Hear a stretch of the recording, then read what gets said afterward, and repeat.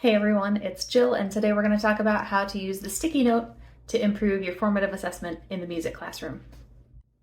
As you probably know, formative assessment is just the process of using data from one lesson to inform your instruction for the next. As musicians, we've been doing this whole process our entire lives, and so we're masters of it. Administrators are always impressed with how well we do it, but this is just an extra tool in your arsenal. All you have to do is keep a pack of these on your music stand during the whole rehearsal. Here's how I use them. For the purposes of demonstration today, I'm going to be using the score for Robert W. Smith's Encanto. If you've got a grade 3 band and you've never programmed this one, time to get on that. It's an absolute classic. Kids everywhere love it. So let's say in my lesson plan for today, I've got 15 minutes to work on this page and the next, and we've got a lot going on. Our goals are time and tempo shifts to get those worked out. And we have a lot. We have on our jump to the coda, we have a molto ritardando. We have multiple time changes at 111, 12, and 13. We've got a tempo change there at 111. On the next page, there's a following ritardando and then another tempo change into presto at the 3/4 time change. So that's the only thing we can afford to work on today is time and tempo.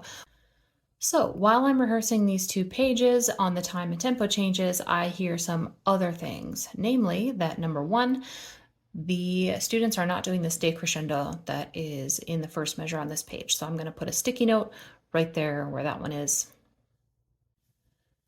Number two, they are not doing the staccato articulations in 111, 112, 113. So we're going to have to touch on that at some point. So I'm going to put a marker right on that first staccato that happens there. And number three, we've got some inappropriate phrasing going on. We have folks breathing after a crescendo into a forte on a bar line, and I don't like that. So I'm also going to mark the end of that crescendo so that we can address that at some point as well. All these three things are things that in today's rehearsal, I absolutely do not have time to touch on. They're not in our rehearsal goals, but we will need to talk about them at some point.